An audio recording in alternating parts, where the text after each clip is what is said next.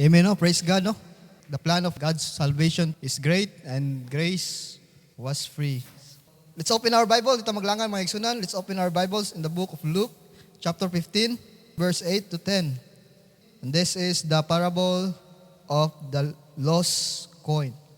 Di kabawon mo sa parable. Ang parable is earthly story but heavenly meaning. Sa Bisaya pa, pasumbingay. And then, usa sa kaparables ni Lord Jesus Christ, sadang napa siya diri sa earthly ministry niya, the lost coin. So, nawala nga coin. So, before that, mga isunan, atong basahon sa verse 8 to 10. Either what woman having 10 pieces of silver, if she lose 1 piece, doth not light a candle, and sweep the house, and seek diligently till she find it.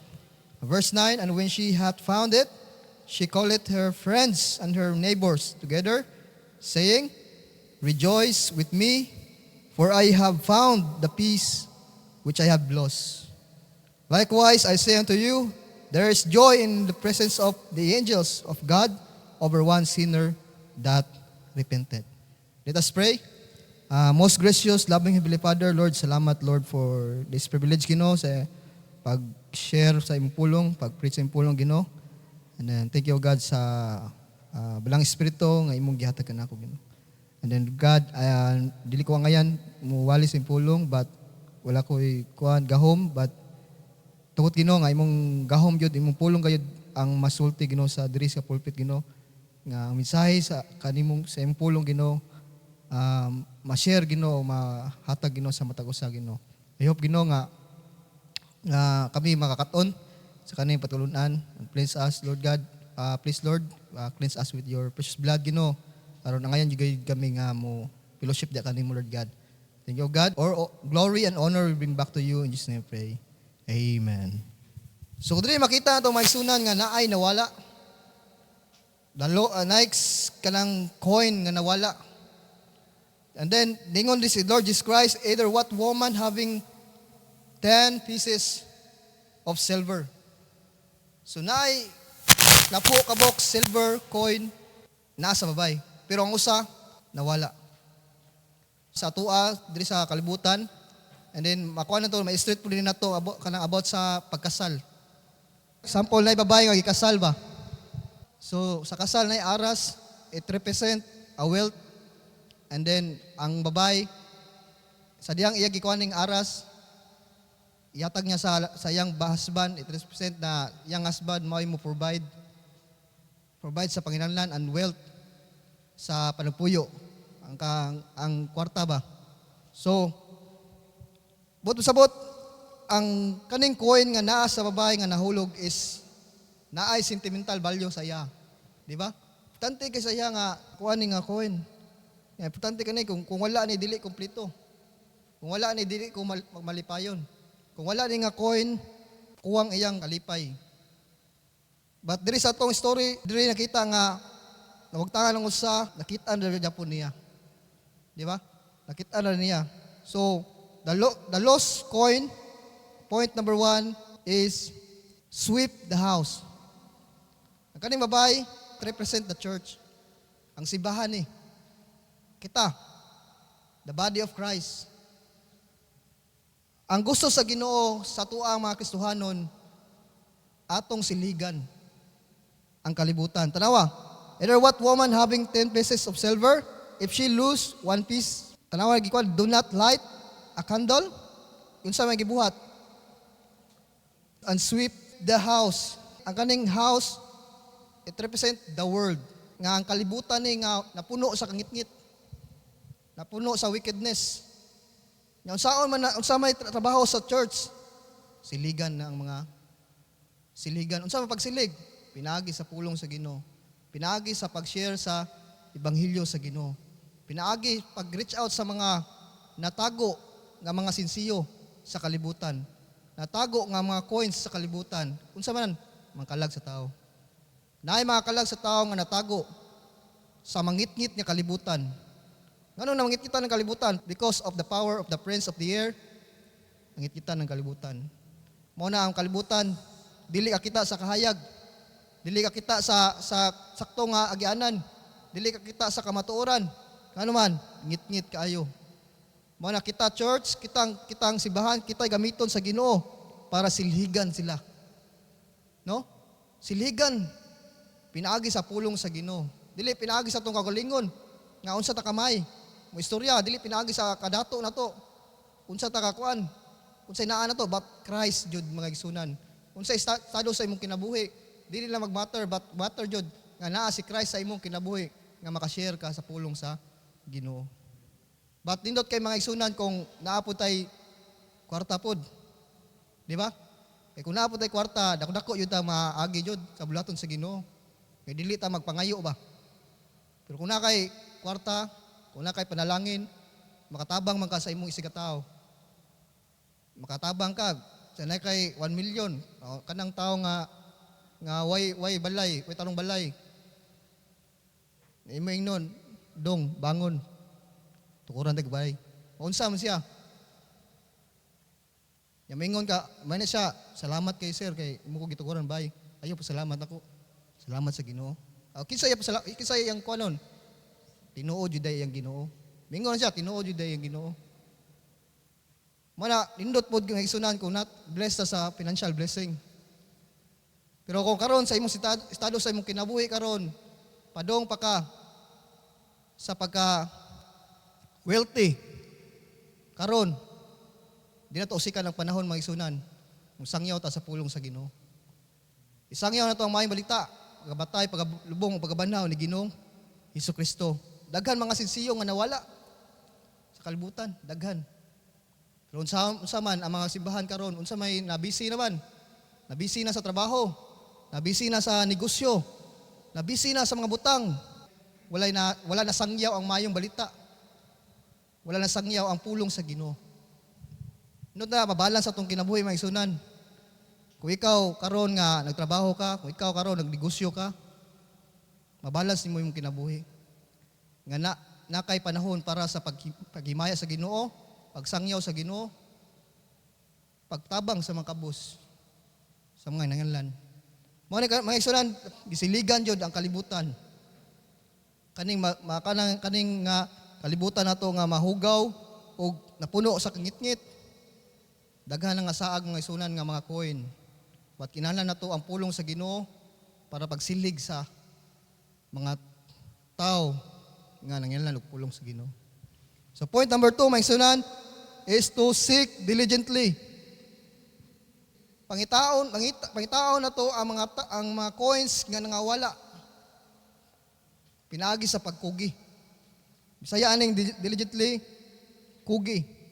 Kugihan na to ang pagsangyaw sa pulong sa Ginoo. Kugihan na to ang pag-share sa pulong sa Ginoo. Kugihan na to ang pag-agni sa mga tao nga mao ni ang pamaagi sa kaluwasan. Mao ni ang kinabuhing walay katapusan. Mao ni ang gasa sa Dios. Mao ni ipakita nato sa ilaha. Ato pagitaon ng mga sinsiyo nga nangawala, mga coins. Naabatay sa atong kasing-kasing interest man lang or desire man lang to share the good news of salvation sa ubang tao.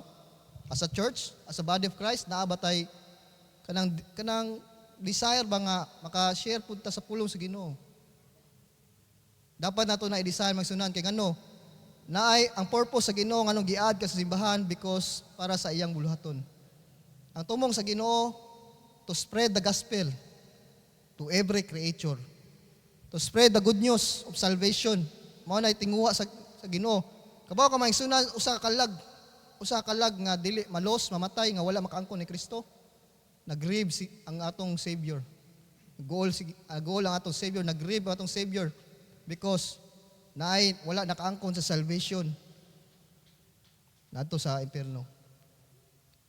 Nya kita naposes na to si Christ. Mag-uol pud ta. Unfair mo kayo nga kita pud didto nya sila pud padong didto. Kung napahigayon sa atong kinabuhi, kung buhi pa ta, sangyaw na itong mayong balita. Samtang natay time, natay health, pero karon mo pa health, wealth man. Ato sa, steady sa. Pero kung natay time, health, and wealth, nindot kayo para sa furtherance of the gospel. Magamit ni muna para sa kaymayaan sa Ginoo. Tanan diri nga naada sa simbahan, ngano naada sa simbahan for God's glory.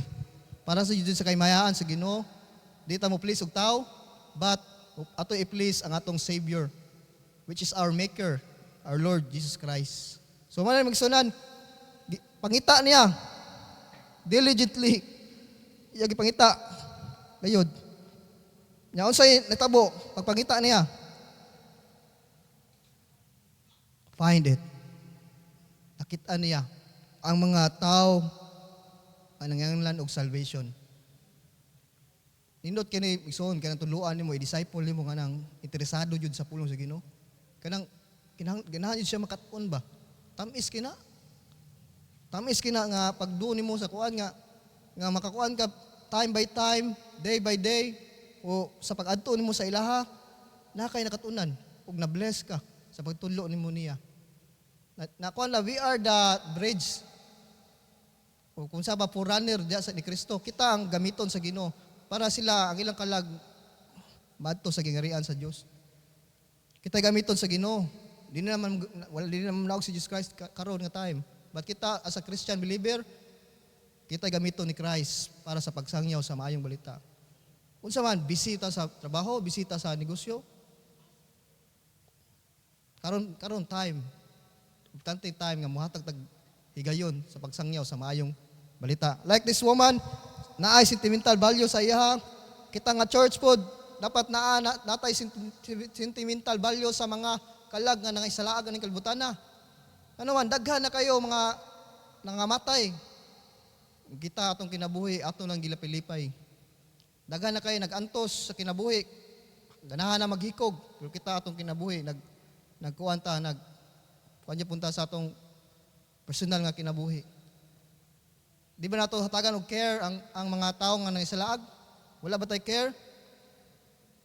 Mao ning gusto sa Ginoo sa imuha nga tagaan kag may ngawa ka sa mga kalag. Unsay purpose simbahan? Para sa souls. Para sa paghimaya sa Ginoo. Dili maymaya ang Ginoo kung walay bunga. Dili malipay ang atong amahan kung walay bunga na madadiri.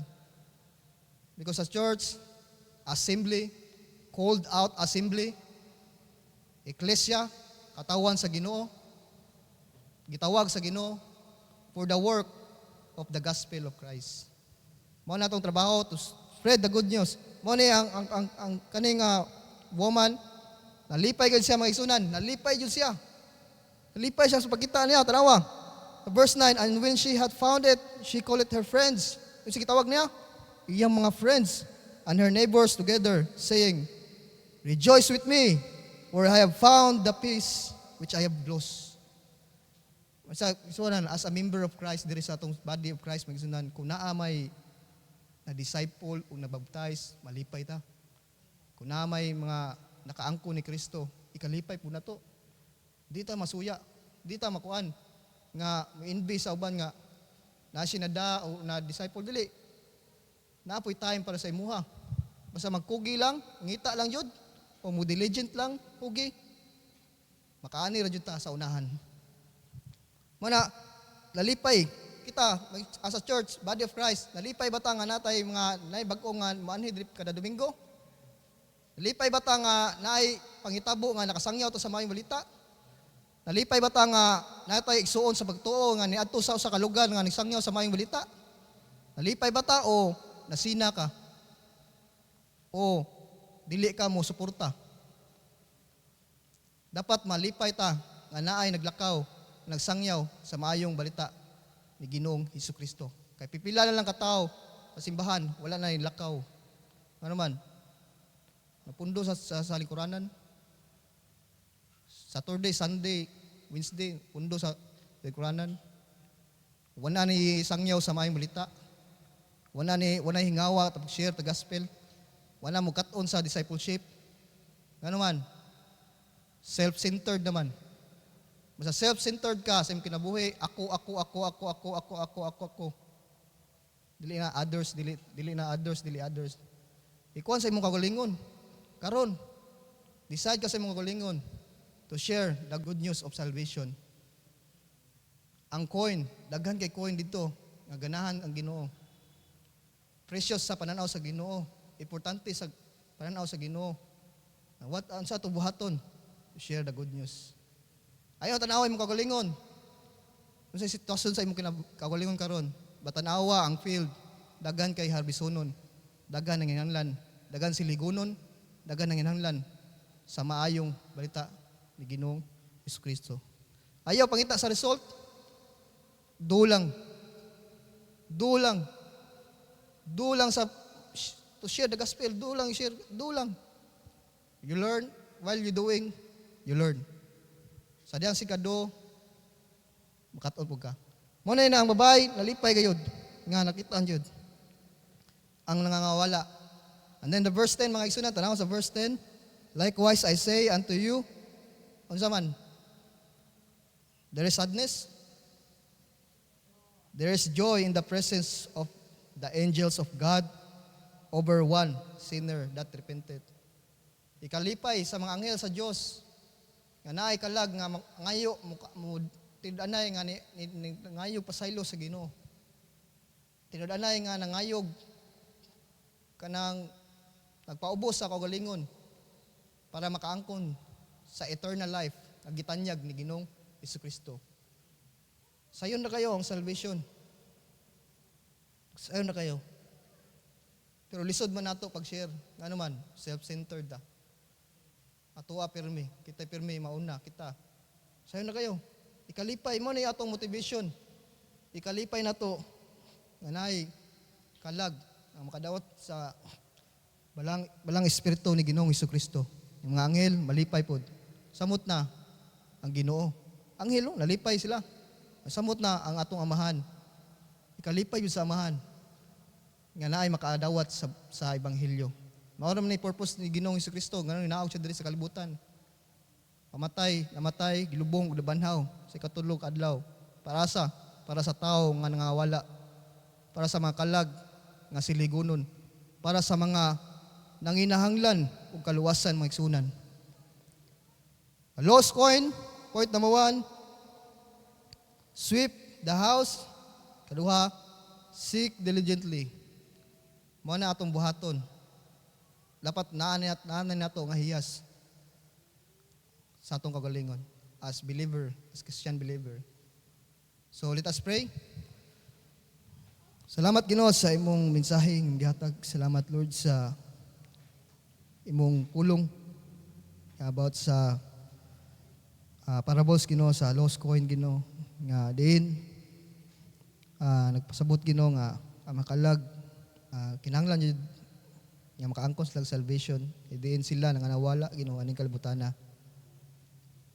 Kami Ginoo sa among kinabuhi as a church, sa body of Christ.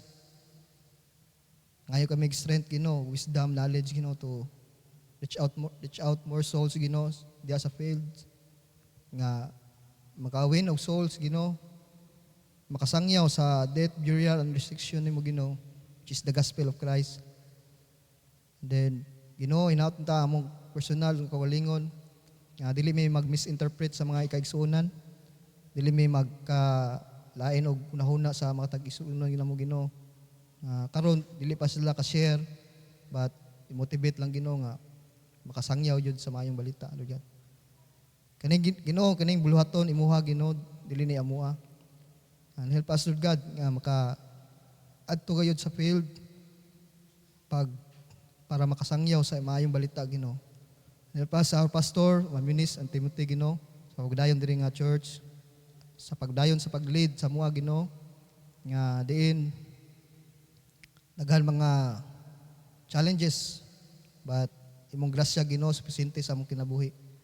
Salamat Lord nga namin ni sa church para makat-on, para mo grow, para makaangkon og strength Ginoo, ma-rebukes kung may satyunan Ginoo. Salamat Lord sa imong paggamit sa matag usa Ginoo to spread the good news of salvation Ginoo. Wala may mahimo kung wala ikaw Ginoo, busa ang tanan dungog gimaya may balik kanimo sa ngalan ni Jesus. Amen.